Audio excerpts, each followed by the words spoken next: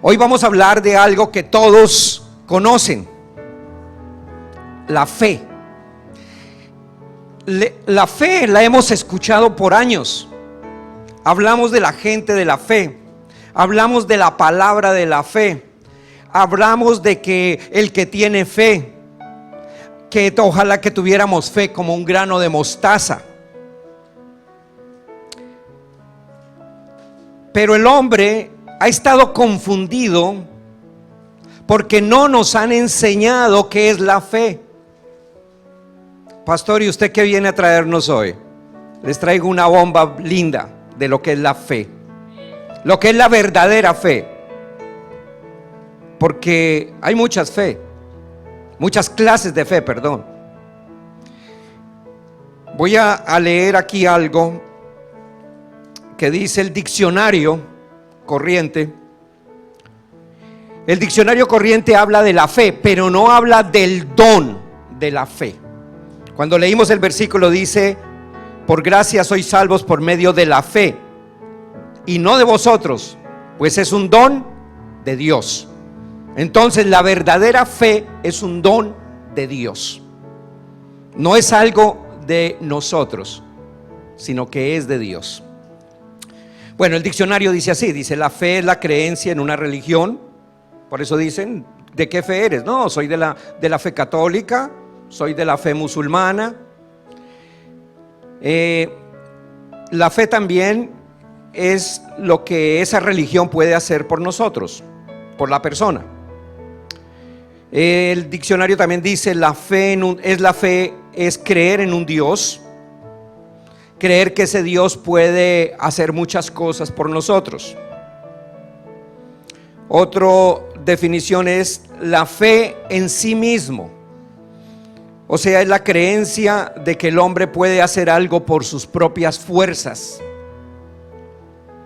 Y otra también definición es la fe que tenemos en la naturaleza, o que tiene el hombre en la naturaleza. Es la creencia que los reinos de la naturaleza pueden cambiar las circunstancias. Entonces eso es lo que el hombre natural ha conocido por fe. Eso es lo que hemos visto por fe. Pero hoy vamos a ver lo que es realmente la fe. La verdadera fe es la fe que Dios ha puesto en el creyente. O sea, no es la fe tuya, no es lo que tú creas, no es lo que tú puedas hacer, sino lo que Dios ha puesto en ti. La verdadera fe es lo que Dios ha puesto en ti. Por eso cuando vamos a entrar acá, vamos a entrar en versículos que para muchos es la primera vez, para otros ya lo hemos leído muchas veces, pero nos va a llevar a algo muy grande. Entonces, el apóstol Pablo nos explica lo que es realmente la fe. Antes de todo, en el Antiguo Testamento no existía el don de la fe. Nadie en el mundo tuvo el don de la fe. Ninguno lo tenía. ¿Sí escuchan lo que les estoy diciendo? Porque en Hebreos en Hebreos 11 dice que Moisés tuvo fe, dice que Abraham tuvo fe, pero la fe que ellos tuvieron fue una fe natural, no la fe de Dios. En el Antiguo Testamento solamente hay 3 versículos que hablan de la fe, y solamente uno se refiere a la verdadera fe. Los otros 2, y es una profecía para este tiempo, los otros 2 versículos no hablan sobre la verdadera fe. Ustedes lo pueden comprobar con la concordancia. Ok, pastor, ¿por qué está hablando esto? Pues vamos a comenzar a entrar, vamos a sumergiéndonos en el agua, en el río de Dios, en el lago de Dios. Gálatas 3:23.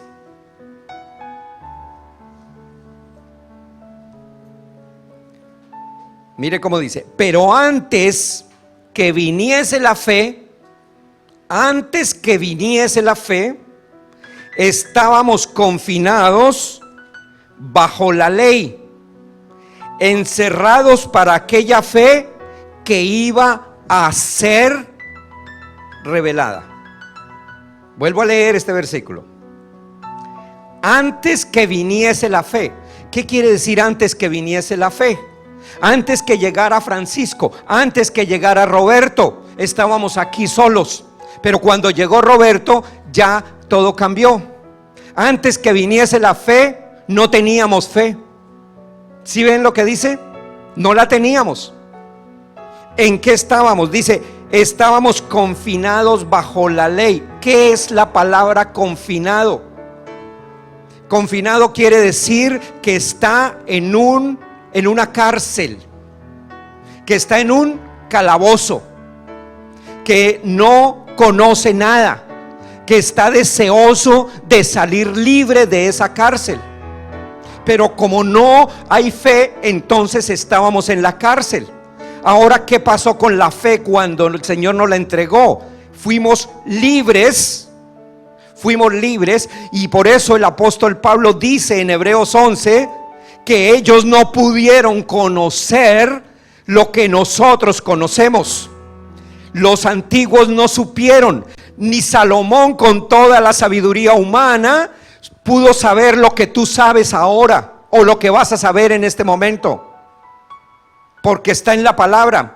Lo que hizo alguien, hay mucha gente todavía hablan de David como el hombre grande, hablan de David como el hombre que tenía el corazón conforme a Dios, hablan como de Salomón como el hombre más sabio de la historia.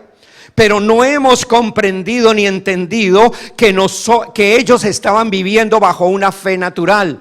Nosotros somos superiores en este tiempo a Salomón, somos superiores a David. ¿Por qué? Porque ellos no conocieron a Cristo, pero nosotros sí tenemos lo que Cristo nos entregó. Y ahí es donde vamos a llegar esta tarde, a que tú entiendas que tú tienes más sabiduría que Salomón, que tu corazón es mucho mejor que el que tenía David, que tu corazón no es como tú lo has creído, sino que tú tienes un corazón perfecto delante del Señor, pero que de pronto por la mala información nunca lo había sabido. Entonces, los creyentes estaban ¿en qué? En la cárcel. ¿Por qué en la cárcel? Porque el hombre no podía liberarse por las obras que hiciera. Tenía que cumplir la sentencia. El hombre estaba metido en una cárcel, la cárcel de la ley. La ley se llama ¿qué? Presidio, cárcel. Eso era lo que estaba. Entonces el hombre estaba metido allá. Por más obras que hiciera, por más ayunos que hiciera, por más oraciones que hiciera, por más que tratara, nunca podía salir de la cárcel. ¿Por qué? Porque esa cárcel alguien tenía que venir a abrirla, abrir la puerta y decir, salen. ¿Sí me entiende? ¿Y cómo se iba a abrir esa puerta? Esa puerta solamente tenía una llave que nadie conoció, una llave que nadie pudo usar, pero que solamente Cristo Jesús vino y la usó, y esa llave era su sangre. La sangre de Cristo Jesús era una llave que podía entrar para abrir la prisión en que el hombre vivía. Entonces, vamos a ir a Gálatas 3, versículo del 11 al 12. Para que nos demos cuenta lo que la ley es una cárcel. Los que viven bajo la ley están en una cárcel. Dice, y que por la ley ninguno se justifica para con Dios. Es evidente, porque el justo por la fe vivirá. Y la ley no es de fe. Ojo, la ley no es de fe.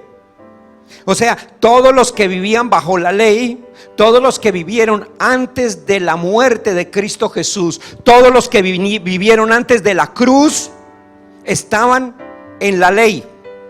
Porque el que vino a traer la gracia era Jesucristo. Antes de la cruz todos estaban confinados. Después de la cruz todos estamos libres. porque Él abrió esa prisión. Entonces dice que el que haga la ley, el que guarde la ley, con un solo punto de la ley, tiene que guardar las 613 leyes. Y si me pusiera a hablar aquí un poquito, nomás hablemos de tres leyes básicas. Son 613 leyes que están en el Antiguo Testamento, 613 leyes que le entregó el Señor a Moisés, plasmados en 10 mandamientos, y 613 leyes que están en Levíticos, Deuteronomio, Números y en todos estos libros.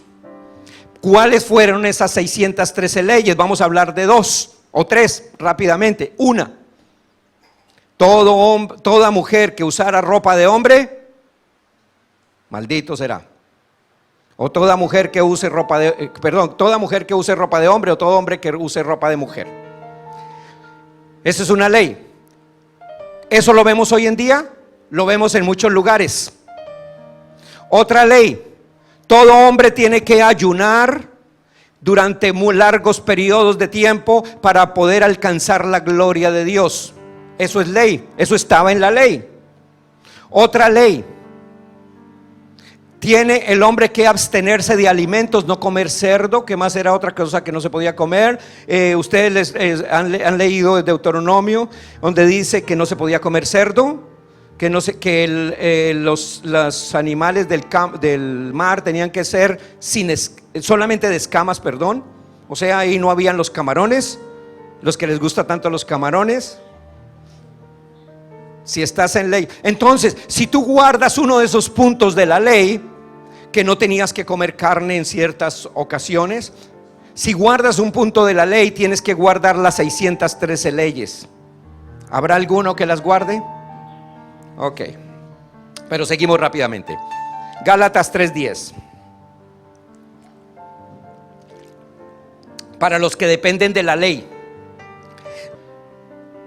Gálatas 3:10. Porque todos los que dependen de las obras de la ley están bajo maldición. Pues escrito está: maldito todo aquel que no permaneciere en todas las cosas escritas en el libro de la ley para hacerlas. Maldito. Pastor, entonces no tenemos que leer ya Números, ni Deuteronomio, ni Levíticos, ni nada de eso. Esos libros nos sirven de ejemplo para que no hagamos lo que queramos, pero no tienen que ser nada ya con nosotros, porque si tú los guardas, entonces tú estás bajo maldición, no estás bajo la gracia. Así que, hermanos, las obras de la ley nada tienen que ver con nosotros. Todos los que viven por la ley viven bajo maldición. Entonces, voy a explicarlo de otra manera. ¿Qué es la ley? La ley es una cárcel. Una cárcel. A ver, un joven acá, alguien que me pueda ayudar. A ver, hermano, me puede, ya que se prestó, aunque el hermano está en la cárcel. Vamos a ver, ponga ahí sus brazos atrás. No, yo nunca he visto uno que en la cárcel. O póngalo en la reja si es posible. Está en la cárcel, está en una prisión. Hágase para acá para que la cámara lo pueda tomar. Está en una prisión. Por años él ha estado en prisión. ¿Cuál es el objetivo de él? ¿Cuál es el sueño de él? ¿Cuál es la esperanza de él? La esperanza de él es clamando, rogando y suplicando que por favor alguien se apiade de él y que lo libre de la cárcel donde él está. Y él necesita, y tal vez de allá le está diciendo a los amigos: por favor, consíganme un abogado, consíganme a una persona que pueda ayudarme, porque estoy confinado bajo la ley, en esta cárcel por la ley. La ley es una cárcel donde él ha estado por años. Pero ¿qué pasa? Ese hombre no puede ser libre si alguien no viene y abre las puertas de la cárcel después de haber pagado un precio por él, haber pagado una fianza, y decirle: ok, hombre, ya eres libre, ya no tienes más cárcel. ¿Cuál es la prisión en la que vivíamos nosotros? Tenga esto aquí presente, porque ahora cuando lleguemos más adelante nos vamos a dar cuenta. La prisión, primero, la pobreza económica. La pobreza económica, gracias hermano. La pobreza económica es una cárcel.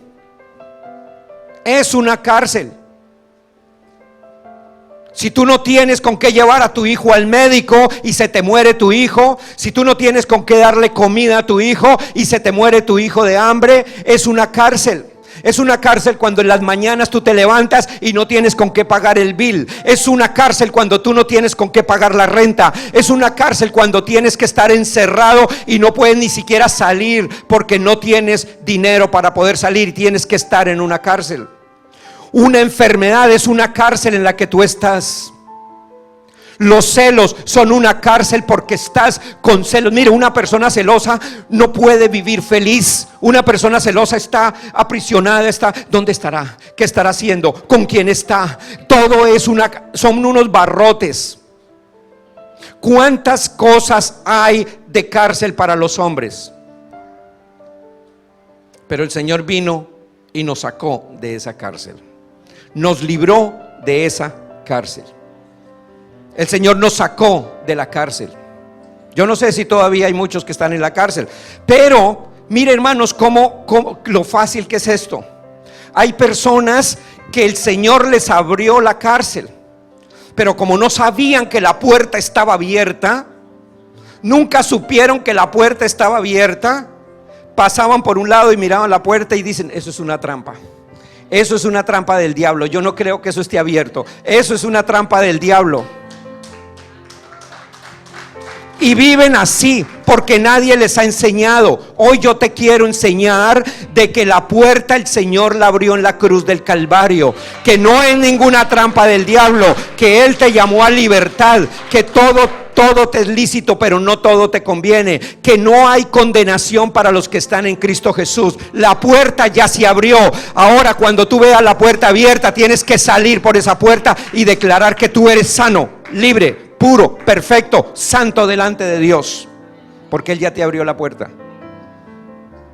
Hay muchos que viven culpándose. Hay muchos que todavía dicen: no, un momento, yo todavía tengo que estar en la cárcel, tengo que pagar, pero ya pagué yo. No, es que yo necesito pagar. ¿Por qué? Porque he cometido siempre algunos delitos, algunas cositas, me emborraché, hice esto, hice lo otro y tengo que pagar en esta cárcel. Pero yo ya te libré, yo ya pagué el precio por ti, yo ya te salvé en la cruz del Calvario. No puedes pagar más, no puedes pagar más. La deuda fue paga en la cruz del Calvario y no hay nadie que pueda pagar la deuda por nosotros. Tú no puedes pagar la deuda por ti mismo. Imagínese un preso. A ver, vamos a hablar aquí rápidamente. Un preso lo tienen allá detenido, está en la cárcel y comienza el preso: no, un momento, yo tengo que pagar mi fianza. Y le dicen allá: no, pero ¿cómo la va a pagar si no puedes trabajar? Te vamos a pagar 10 centavos al día. No, yo tengo que pagar mi fianza. Tengo que pagarla porque yo necesito pagar mi fianza. ¿Cuántos años se demoraría ese hombre para pagar tal vez 500,000 o 10,000, 5,000 dólares que fueran de fianza? Y le pagan a 10 centavos el día. ¿Puede pagarlo? Ninguna persona puede pagar la fianza. Necesita que alguien la pague por esa persona. Y no existe nadie en el mundo que pueda pagar una fianza por nosotros, porque la fianza, el único que podía hacerla era Cristo Jesús. Era el único que podía pagar la fianza por nosotros. Así que tú ya estás libre. Tú eres libre en el nombre de Jesús. Tú eres libre de esa cárcel en la que el mundo te ha tenido y en la que tú ni siquiera sabías que estabas preso. Pero muchas veces las malas prédicas nos llevan a estar en prisión. Las malas prédicas, amados hermanos, porque todo aquel que tome trago es un borracho, sinvergüenza y se va a ir para el infierno. El que en este momento llegue a decir una mentira, si el Señor llegara en este momento, para el infierno. Ay, un momento, me devuelvo para la cárcel otra vez a pagar. Tú ya eres libre. Eres libre, no tienes que pagar nada. Ok, vamos a seguir acá. El don de la fe fue revelado por el Señor Jesucristo al apóstol Pablo. El don de la fe no se lo reveló a ninguno de los apóstoles. A nadie se lo reveló, solamente se lo reveló al apóstol Pablo. Por eso no existe en la Biblia nadie que pueda hablar de la fe como nos habló, del don de la fe como nos lo habló el apóstol Pablo.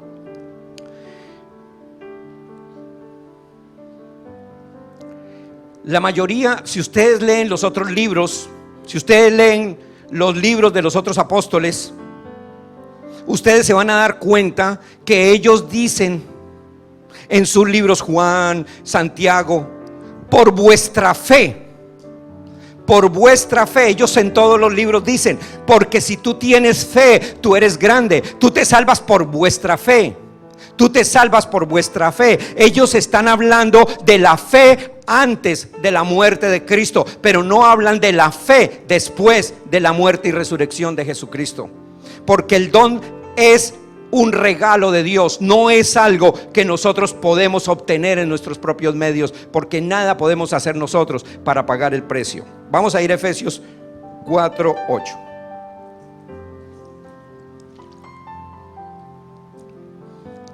El Señor Jesucristo vino y dijo que la ley se acababa. Si el Señor Jesucristo destruyó la ley, ¿qué destruyó con la ley? Al destruir la ley, y la ley era una prisión, ¿qué destruyó el Señor? La cárcel, la prisión, la derrumbó, la acabó. No existe prisión. Entonces, si tú insistes en pagar, en volver otra vez a la prisión, pues le voy a decir un secreto, hermanos, que ya lo saben todos. La prisión no existe, porque Él ya la destruyó.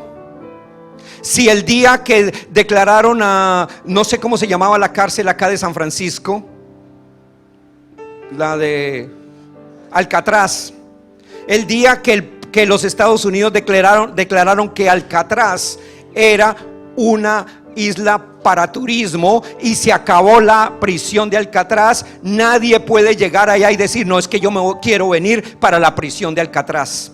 Ni la policía puede decir, no, mira, ¿sabes qué? Te voy a agarrar preso y te voy a mandar para Alcatraz. Porque si te mandan para Alcatraz, ¿te mandan de qué? De vacaciones. ¿Por qué? Porque es una isla que se hizo para las vacaciones. Entonces el Señor destruyó la cárcel, la destruyó, la acabó. No hay más sentencia, no existe sentencia para ninguno. Vamos a probarlo ahora con Efesios 4:8. Por lo cual dice, subiendo a lo alto, llevó cautiva la cautividad y dio dones a los hombres. Se llevó cautiva la cautividad. ¿Qué quiere decir se llevó cautiva la cautividad? Que la esclavitud que había sobre nosotros, Él la agarró, la metió entre el bolsillo y dijo, ya no tienen más cautividad ustedes. Ustedes ya no tienen más prisión. Ustedes ya no tienen más cadenas. Por eso cuando yo veo, y a mí me da dolor, siento dolor hoy, cuando yo veo en las iglesias, y perdonen que hable así de esa manera, no quiero en ningún momento hablar pero me da dolor cuando, hermano, pase acá a ver, vamos a echarle ese demonio, a ver, las cadenas se rompen, que se rompan las cadenas. ¿Cuáles cadenas? Si el Señor se llevó cautiva la cautividad, ¿cuáles cadenas tenemos nosotros? No tenemos ninguna cadena.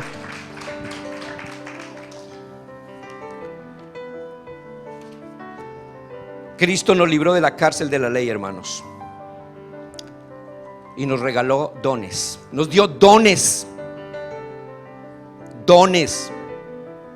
¿Cuál es el principal don de todos? Nos dio dones. ¿Cuál es el principal don? El don de la fe. Es un don, es un regalo. Efesios 2:8-9. Porque por gracia sois salvos por medio de la fe. Y esto don no de vosotros, pues es don de Dios, no por obras, para que nadie se gloríe. Entonces aquí vemos algo, que ya no es por obras, ya no es las obras las que te van a llevar. Y ahí viene una pregunta: ¿qué son obras? ¿Cuáles son las obras, pastor? Todo lo que tú haces para alcanzar el beneficio de Dios, eso es una obra. Todo lo que el hombre hace en su carne para alcanzar el beneficio de Dios. Y eso lo vemos en todas partes del mundo. ¿Qué es la fe? Y todos conocemos el versículo. ¿Dónde está el versículo de la fe? Hebreos, ¿no lo saben? Hebreos 11:1. El capítulo de la fe. Es pues la fe, la certeza de lo que se espera, la convicción de lo que no se ve. Entonces, ¿qué es la certeza? Vamos aquí a entrar en algo ya más profundo. ¿Qué es la certeza? La certeza es la seguridad de un conocimiento que está claro en nosotros. ¿Cómo así que un conocimiento? Claro, porque tú tienes que tener certeza de lo que estás pidiendo. Tú no puedes ir a pedir algo. Señor, mire que esta es una locura de muchos que para pedir: Señor, mándame ahí una lotería, Señor, para yo tener todo el dinero y comprar de todo. Señor, manda un rico, mándame una mujer rica o mándame un hombre rico, Señor, para tenerlo todo. Eso no es no hay un conocimiento.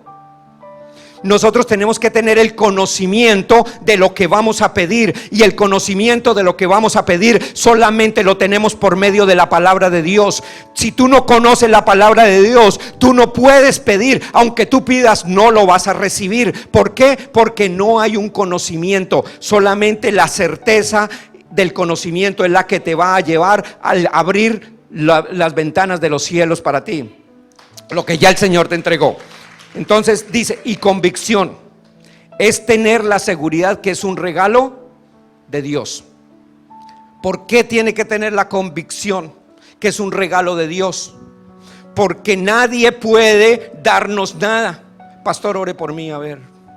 Pastor, ore por mí, por mi enfermedad, para que el Señor me sane. Puede que yo ore 20,000 veces y el Señor respalda la oración de un siervo, pero no con todo el mundo. Habrán 1, 2, 3 que de pronto se salvan de la enfermedad. ¿Y el resto qué? Es por respaldo, es porque el Señor respalda,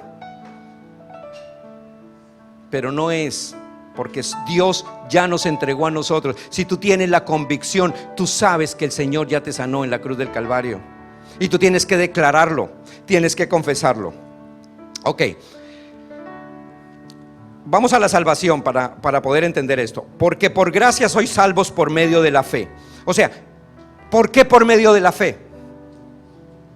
Porque la fe es la que te hace a ti estar seguro de que tú eres salvo. Mire, hermanos, hay cantidad de personas que uno les pregunta: hermanos, ¿y si tú te murieras ahorita, para dónde te vas? Pues pastor, yo creo. Primero que todo ponen el yo creo que para el cielo. Claro que tengo que irme a arrepentir ahorita, pastor, porque es que anoche hice esto y esto y esto. ¿Hay una seguridad? No hay una seguridad. Entonces no estás seguro si el Señor ya pagó el precio. Yo tengo que tener una seguridad, por eso dice la convicción. Tengo que estar convencido de que pase lo que pase, soy hijo. Que suceda lo que suceda, soy hijo. El hijo pródigo sabía que él era hijo. Por eso él fue, por eso él regresó. Él sabía que aunque él era un pecador malo, se gastó la herencia, se gastó todo, sigo siendo hijo. Y allá llegó a pedirle la ayuda a papá, porque era hijo. Que si él no hubiera tenido la convicción de que era hijo, nunca hubiera ido, nunca hubiera regresado. Entonces tienes que tener una convicción. Vamos a Romanos 1:17.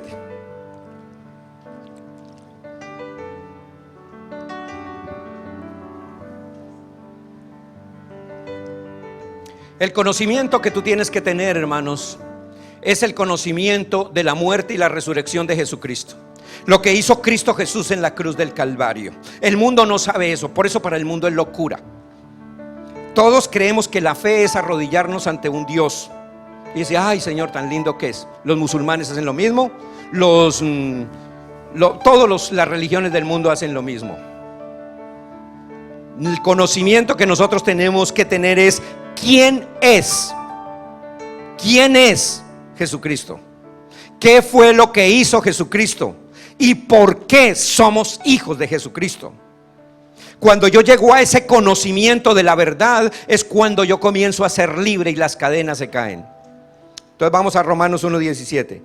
Porque en el Evangelio la justicia de Dios se revela por fe y para fe, como está escrito: mas el justo por la fe vivirá. Entonces, ¿por medio de qué? Del Evangelio es que soy salvo, conozco la fe. Si tú no conoces el Evangelio, aunque tengas mucha fe, aunque el Señor te haya dado toda la fe del mundo, la fe no puede salir, no puede brotar. Estás lleno de fe, pero allá se va a quedar encerradita como en una caja fuerte. Porque la única manera es por medio de ¿qué? Del Evangelio. Vuelvo a repetir el versículo. Porque en el Evangelio la justicia de Dios se revela por fe y para fe, como está escrito: mas el justo por la fe morirá, vivirá. ¿Y qué es lo que necesitamos nosotros diariamente? No, es que yo voy a vivir allá. No, tú necesitas comenzar a vivir y a reinar desde acá. Aquí es donde tú necesitas dinero, aquí es donde tú necesitas el oro, aquí es donde tú necesitas la sanidad, donde tú necesitas la paz, la tranquilidad. Allá, ¿tú para qué vas a necesitar oro si la Biblia dice que las calles son de oro? ¿Para qué vas a necesitar si eres espíritu? Allá no vas a necesitar un cuerpo sano, porque ya lo vas a tener. Aquí es donde tú necesitas ser libre. Entonces tú tienes que comenzar a reinar desde acá. Y esto es lo que hace el Evangelio de Jesucristo. La palabra de Dios es lo que te hace reinar. Pero si tú no conoces la palabra, tú no puedes reinar. ¿Por qué? Porque tu diario vivir es de acuerdo a tu conocimiento. La fe que tú tienes es de acuerdo a lo que tú crees que puedes hacer. Entonces vemos esto muy claramente. Este es un hombre de fe. Y hoy escuchamos eso: es un hombre de fe. Esa hermana es una mujer de fe, porque la hermana vive arrodillada, lee la Biblia, porque se para al frente, porque predica. Ese es un hombre de fe, esa es una mujer de fe. Mentiras. Eso no quiere decir la fe. La fe es lo que Dios nos entregó. Todos tenemos la misma fe. Lo que pasa es que unos la hemos desarrollado más porque hemos creído en este Evangelio, pero otros no la han podido desarrollar porque ni lo conocen ni han creído en el Evangelio.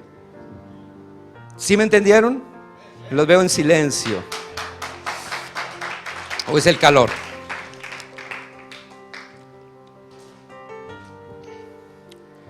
Entonces, hermanos, tenemos que estar convencidos que somos salvos. ¿Por qué? Por la fe. Esto nos da unos resultados maravillosos. Cuando tú llegues a ese convencimiento, Romanos 5:1, ¿qué es lo que nos va a dar esto? Primero, vamos a ir acá, 5:1, dice: justificados pues por la fe, por esa fe que tú ya crees, tenemos paz con Dios, por medio de nuestro Señor Jesucristo, por quien también tenemos entrada por la fe a esta gracia en la cual estamos firmes y nos gloriamos en la esperanza de la gloria de Dios. Justificados pues por la fe. ¿Qué fue lo que hizo el Señor Jesucristo? Aquí es donde tú tienes que entrar.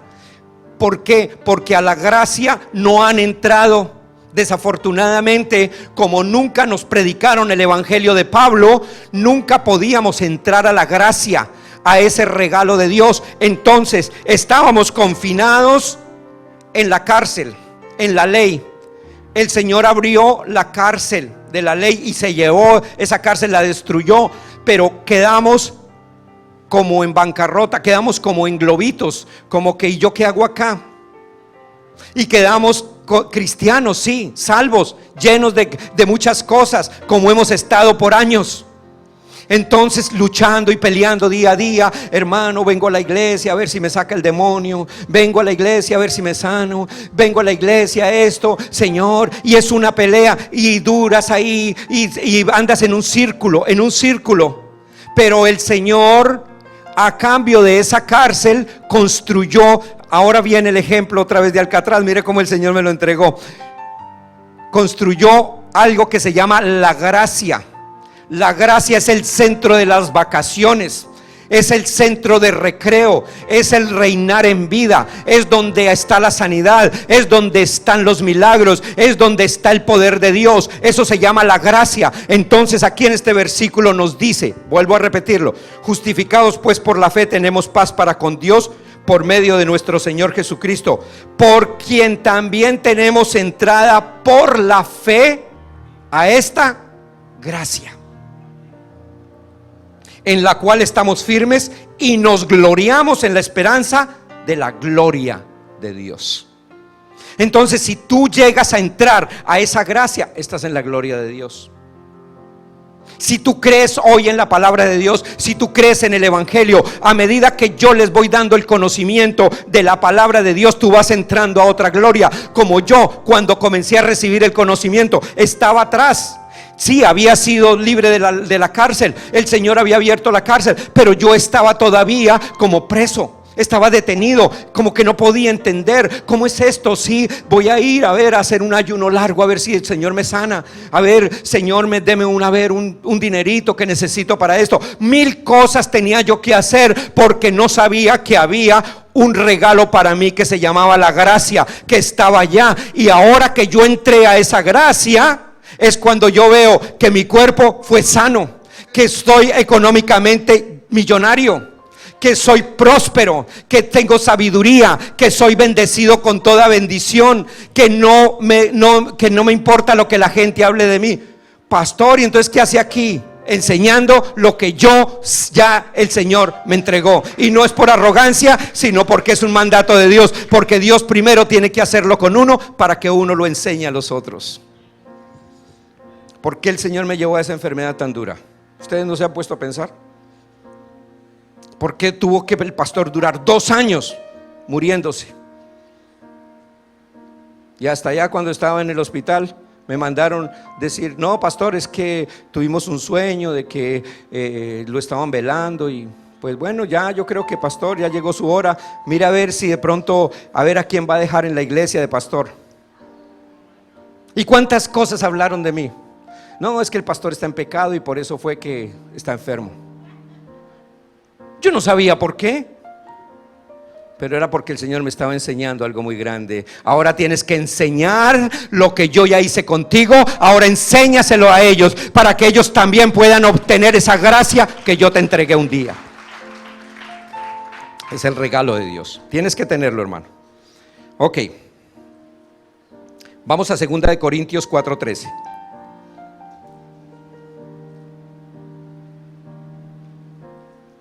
Vamos a aprender a pedir de esa gracia.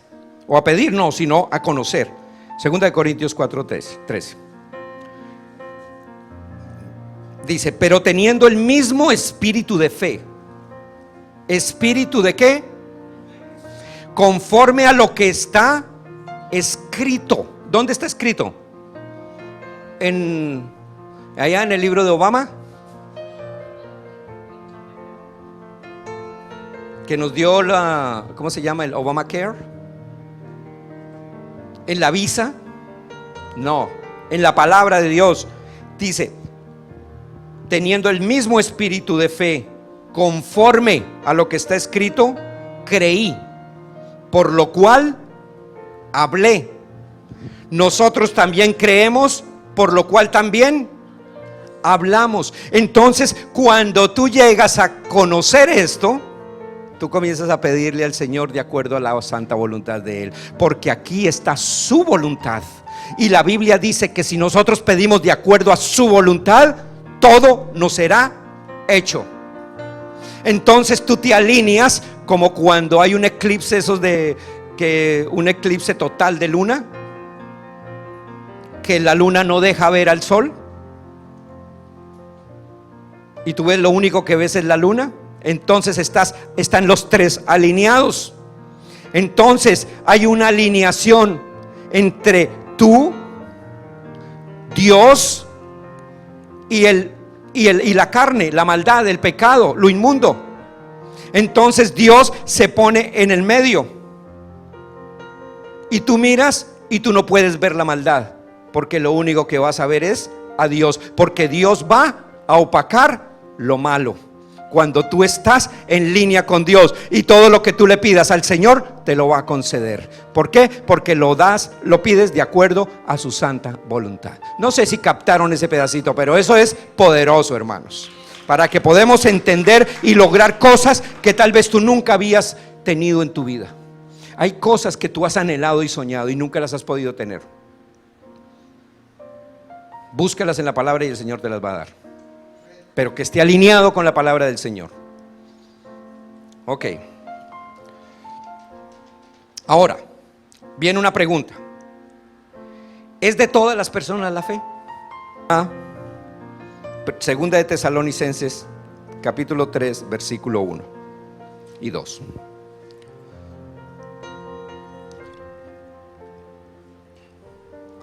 Dice, por lo demás, el versículo 1 es como un complemento del segundo. Entonces lo puse ahí para que lo pudiéramos leer. Por lo demás, hermanos, orad por nosotros, para que la palabra del Señor corra y sea glorificada, así como lo fue entre vosotros. Versículo 2. Y para que seamos librados de hombres perversos y malos, porque no es de todos la fe. O sea, la fe no es de todos. Ahora, ¿cómo sabes tú quién es de la fe? Estamos hablando entre los hijos de Dios, los creyentes, porque los de afuera nosotros sabemos que no son de la fe. Pero entre los creyentes que hay en el mundo,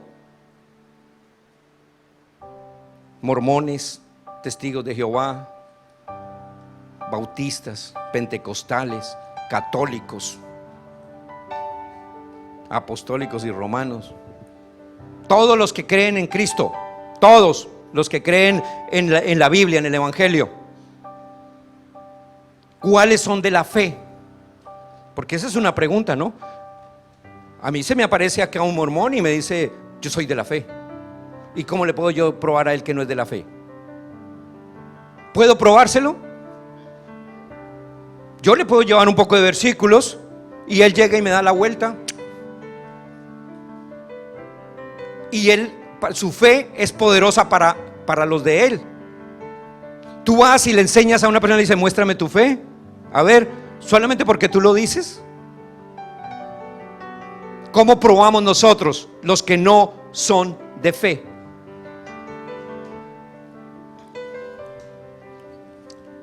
Y aquí antes de entrar a este versículo, la fe solamente le fue dada a los predestinados. No todo el mundo tiene la fe, solamente los predestinados. Efesios 1:3 lo dice. Solamente a nosotros nos fue dada la fe, no más. A los que el Señor escogió, muchos son los llamados, pocos los elegidos. Los que Él eligió, los que Él desde antes de la fundación del mundo buscó, llamó y les entregó la fe. Entonces, ¿cómo conocemos? ¿Cómo sabemos que un creyente no tiene el don de fe? Por la apostasía. Vamos a ir a 1 de Timoteo 4 del 1 al 5.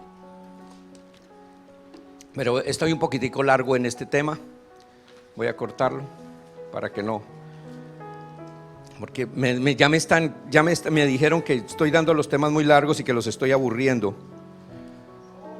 Entonces me da pena, ¿verdad? No, yo en serio. 1 de Timoteo 4 del 1 al 5. Vamos a esto, dice: pero el Espíritu dice claramente que en los postreros tiempos algunos apostatarán de la fe. ¿Quiénes son los que van a apostatar de la fe? No los que apuestan, sino los que van a apostatar de la fe. ¿Quiénes son? ¿Los inconversos? ¿Los que no conocen al Señor? No, ellos no van a apostatar porque ni la conocen, ni la saben, ni la tienen. Apostatar es algo que yo tengo y que tuerzo. Algo que yo creo que él la tiene, pero lo quiero torcer. ¿Sí me entiende? La fe no se puede apostatar fuera del templo. La fe se apostata en el templo, entre los cristianos, entre los creyentes, no importa cuál denominación sea, pero que son creyentes en el Señor. Entonces, pónganle cuidado. Entonces vuelvo a leerlo. Pero el Espíritu dice claramente que en los postreros tiempos algunos apostatarán de la fe. Y aquí esto es una bomba para ustedes, para los que no han escuchado, pero espero que el Espíritu Santo los lleve a entender. Pero el Espíritu dice claramente que dice el Espíritu Santo, ¿no? Porque es con mayúscula. En los postreros tiempos algunos apostatarán de la fe, escuchando a espíritus engañadores y a doctrinas de demonios. ¿Dónde escucho yo las doctrinas de demonios? En el púlpito. Obama no va a pararse allá y a decir: bueno, pueblo norteamericano, les voy a echar los demonios, ustedes se van a condenar y el diablo los va a agarrar y se los va a llevar. Voy a los de Irak el día. Nuestros maestros, nuestros empleadores nos hablan del demonio. ¿Dónde se escuchan doctrinas de demonios? En el púlpito, en la iglesia. En la iglesia es donde se escucha, donde la gente le dice, donde un pastor se para y le dice, la hermana viene: pastor, es que soy muy mal geniada. Hermana, pase para acá, le voy a echar ese demonio. Y la hermana queda traumatizada y dice: wow, estoy endemoniada. Claro, por eso fue que anoche me soñé que esto, por eso fue que sentí como que un diablo anoche llegó y me agarró los pies, por eso es que me pasan estas cosas. Y ahí mismo comienza a traumatizarse y a decir: ah, sí. O llegan y le dicen: tengo una enfermedad. Hermano, un demonio, tienes un demonio, venga para acá. Antes de la cruz de Cristo, los demonios tenían poder. Pero después de que Cristo murió, los agarró, los apretó, los echó fuera y dijo: mis hijos nadie los podrá tocar. ¿Puede vivir el Espíritu Santo junto con un demonio? Venga para acá, hermano, usted está lleno. Y la hermana ahí hablando en lenguas y estoy lleno del Espíritu Santo y no sé qué. Pero pastor, estoy tan lleno del Espíritu Santo. Pero ¿sabes qué? Algo es que anoche me dijo: tuve aquí un dolor grave. Ah, hermana, tienes que tener cuidado, porque de pronto un demonio la está atacando.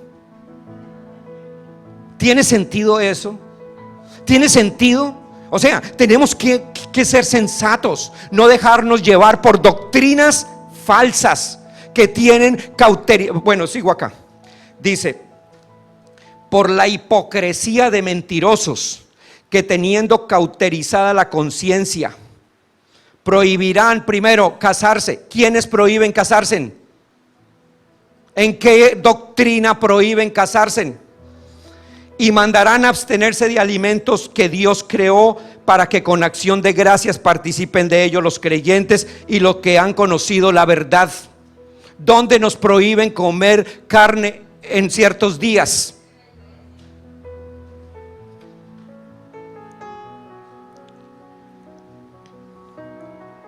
Porque todo lo que Dios creó es bueno. Entonces, apostasía, ¿qué quiere decir? Apartarse de qué? Vamos a Tito 1:10. Porque hay muchos contumaces, habladores de vanidades y engañadores, mayormente los de qué? Los de la circuncisión. ¿Cuáles son los de la circuncisión? ¿Cuáles son los de la circuncisión? Vuelvo a repetirlo: ¿cuáles son los de la circuncisión? Yo sé que para muchos de ustedes que son nuevos, que han venido hoy y que no han escuchado las clases, esto es nuevo.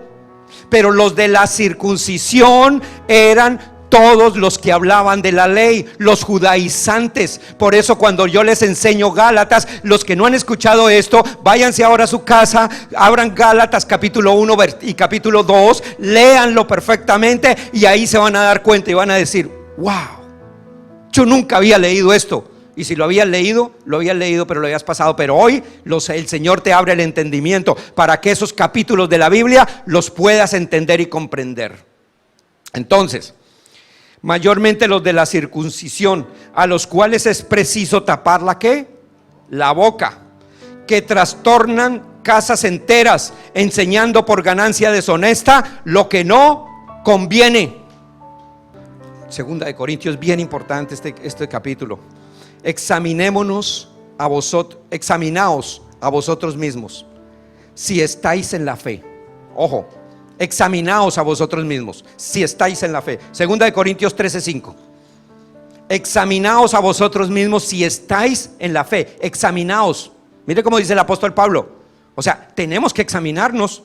Tú tienes que examinarte. No es lo que yo te diga aquí, hermanos, porque muchos dicen: ay, pastor, yo no le creo lo que usted está diciendo. Yo no necesito que usted me crea a mí, sino que busques la palabra, que vayas a tu casa, que busques los versículos y que tú mismo los estudies. Porque si es por mí que yo voy a hablar acá, hermanos, están perdidos. Perdidos totalmente. Examinaos a vosotros mismos si estáis en la fe. Probaos a vosotros mismos. ¿O no os conocéis a vosotros mismos que Jesucristo está en vosotros, a menos que estéis reprobados? Ojo, a menos que ¿qué? Que estéis reprobados. Entonces, si tú quieres saber si estás aprobado por Dios, voy a leerle estos 5 capítulos rápidamente, estos 5 o 6 versículos, para que sepas si estás. Si tú los estás haciendo, no te preocupes, estás aprobado por Dios. Primera, si estoy viviendo por obras, estoy reprobado. Efesios 2, 8 al 9. Ya lo leímos, ¿no? Pero lo vuelvo a repetir. Porque por gracia sois salvos por medio de la fe, y esto no de vosotros, pues es don de Dios, no por obras, para que nadie se gloríe. Si tú vives por obras, estás reprobado. O de pronto no estás reprobado, sino que no lo sabías, pero a partir de hoy ya lo sabes. Romanos 11:6. Y si por gracia, ya no es por obras. De otra manera la gracia ya no es gracia. Y si por obras ya no es gracia, de otra manera la obra ya no es obra. Segundo, si hablo lo que creo, mejor, si creo lo que hablo. Segunda de Corintios 4:13. Pero teniendo el mismo espíritu de fe, conforme a lo que está escrito, creí, por lo cual hablé. Nosotros también creemos, por lo cual también hablamos. Entonces, si tú en la mañana te levantas y tú no sabes hablar la palabra de Dios, hoy tienes que aprender. Tú tienes que declararte lo que el Señor ya te declaró de ti. El viernes lo dimos. Los que no vinieron el viernes se perdieron eso, pero ahí vamos a tener los CDs. ¿Tú quién eres? Un hijo de Dios. ¿Quién eres? Un espíritu perfecto. Entonces en la mañana, ¿qué es lo que tienes que hacer? Señor, gracias porque en la cruz del Calvario tú me sanaste. Gracias porque tú me prosperaste. Gracias porque yo soy tu hijo. Gracias porque los ángeles están a mi cuidado. Gracias, Señor, porque tú me llevas de victoria en victoria todos los días. Gracias, Señor, porque no hay nada ni nadie que me pueda hacer daño, porque yo soy tu hijo y tú me guardas. Y entonces, si tú lo crees, tú lo vas a hablar. Pero si tú no lo crees, dice: Señor, si de pronto tú quieres mandarme una bendición hoy, yo estaría muy de acuerdo para que me le... Porque no estás seguro. Tú tienes que estar seguro de lo que eres en Cristo Jesús. Tercero, creyendo que estamos sentados en lugares celestiales con Él. Tú sabes que tú estás sentado en lugares celestiales. Pastor, pero yo estoy aquí sentado en la iglesia. Tú estás sentado, tu espíritu está sentado allá con Él. Él ya reconcilió los cielos con la tierra. Ya tú no tienes que decir: cuando yo llegue al cielo. Tú estás en el cielo. Lo que pasa es que no lo has comprendido. Efesios 2, versículos 6 y 7. Y juntamente con Él nos resucitó. ¿Nos qué? Nos resucitó. ¿Cuándo sucedió eso? Mañana. Nos resucitó, o sea, fue en un pasado. ¿Cuándo? Cuando en la cruz del Calvario resucitó. Y juntamente nos resucitó y asimismo nos hizo sentar en los lugares celestiales con Cristo Jesús. Tú estás sentado en un lugar celestial. Mire, hermanos, tú no eres cualquier cosa. Tú estás sentado, el mundo no sabe, por eso es que el evangelio para el mundo es una locura. Pero para nosotros es poder de Dios, porque yo sé dónde estoy sentado, yo sé quién soy yo en Cristo, yo sé que nadie me puede tocar, yo sé que nadie me puede destruir. Porque cuando la gente trata de destruirme, el Señor dice: mía es la venganza, tú no hagas nada, no hagas nada, yo lo voy a hacer por ti. Cuarto, creyendo que Jesucristo destruyó al diablo, al enemigo, a las potestades del infierno. Colosenses 1:13, el cual, mire, este versículo tumba. Si alguien en alguna parte te va y te dice: mira, es que todavía los demonios me van a atacar y tal cosa, léele este versículo, léeselo, dígale: hermano, mire, nosotros tenemos que ir a ayudarle a nuestros hermanos que están también en la prisión, el cual nos ha librado de la potestad de las tinieblas y trasladado al reino de su amado Hijo. Entonces, si nos trasladó del reino de las tinieblas, en el Jumbo, en el Jet, en lo que hubiera sido, y nos llevó al reino de su amado Hijo, ¿puede entrar el diablo allá al reino de Cristo Jesús y sacarnos de allá y aprisionarnos nuevamente? Si tú eres salvo, si el Señor te salvó, si tú eres un hijo de Dios, nadie te puede destruir. Otra, Hebreos 2:14, la hemos dicho muchas veces, pero por causa de los hermanos nuevos lo digo, la repito. Hebreos 2:14, dice así la palabra: así que por cuanto los hijos participaron de carne y sangre. ¿Quiénes son los hijos? Nosotros participamos de carne y sangre, o sea, éramos ángeles, espíritus, vinimos a participar de carne y sangre. Dice, Él también, ¿quién es Él? Cristo, participó, de lo mismo, para destruir por medio ¿de qué? De la muerte al que tenía el imperio de la muerte. ¿A quién? En la cruz del Calvario lo destruyó, lo acabó, lo volvió pedazos. Aún si viviera, no tiene poder. Hemos escuchado esto muchas veces: el diablo está bajo nuestros pies. Y al ratico, hermano, cuidado que el diablo te va a agarrar. Pero si está bajo mis pies, ¿cómo?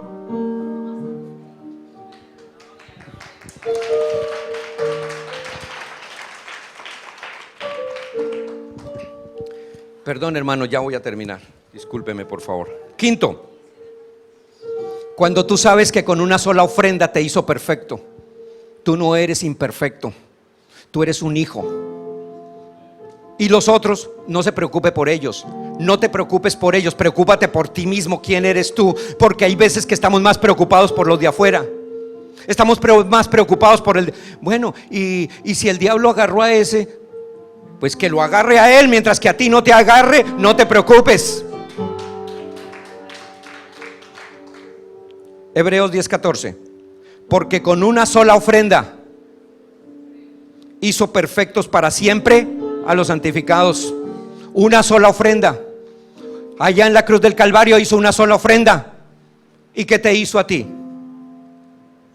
Medio perfecto. No, es que yo todavía, es que nos hizo perfectos, pero como a medias. Entonces no sería perfecto, sería imperfecto. Cualquier cosa perfecta que le falte algo es imperfecta.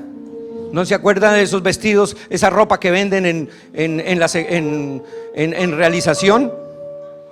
Vale $500 allá en el almacén y lo mandan para el outlet porque está imperfecto, una costurita o alguna cosa, pero está imperfecto. Ya está imperfecto, ya vale menos. Pero Él dice que con una sola ofrenda nos hizo ¿qué? Perfectos.